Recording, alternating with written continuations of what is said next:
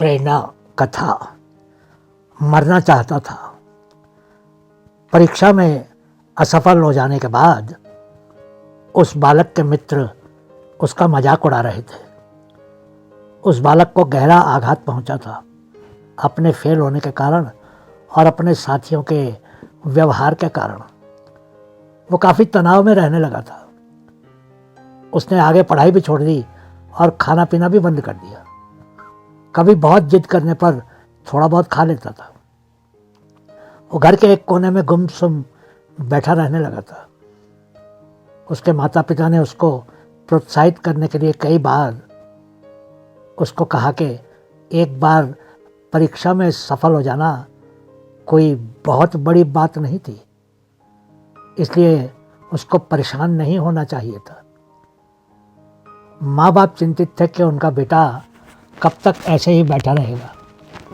वो उसको कहते थे कि पीछे जो हुआ उसको वो भूल जाए और आगे की सोचे। किंतु बालक को माता पिता की बातों से संतुष्टि नहीं मिली। मानसिक अशांति और निराशा में उसे कुछ नहीं सूझा तो एक रात वह आत्महत्या करने निकल पड़ा। रास्ते में उसे एक बौद्ध मठ मिला जहाँ से कुछ आवाज़ें आ रही थी। बालक उत्सुकतावश उन आवाज़ों को सुनने के लिए मठ में चला गया। वहाँ एक भिक्षुक उपदेश दे रहा था। पानी मैला क्यों नहीं होता? क्योंकि वो बहता रहता है। पानी के मार्ग में बाधाएं क्यों नहीं आती? क्योंकि पानी बहता रहता है। पानी की एक बूंद झरने से नदी, नदी से महानदी और महानदी से समुद्र क्यों बन जाती है? क्योंकि वो बहता रहता है। इसलिए जीवन को तुम रोको मत, बहने दो। भिक्षु बोल रहा था, जीवन में कुछ असफलताएं आती हैं, लेकिन तुम उनसे घबराओ मत। उन्हें लांघ कर दोबारा मेहनत करते हुए आगे बढ़ो। बहना और चलना ही जीवन है। एक भी असफलता से घबरा कर रुक गए तो उसी तरह सड़ जाओगे जिस तरह रुका हुआ पानी सड़ जाता है। बालक को ये बातें अच्छी लगी।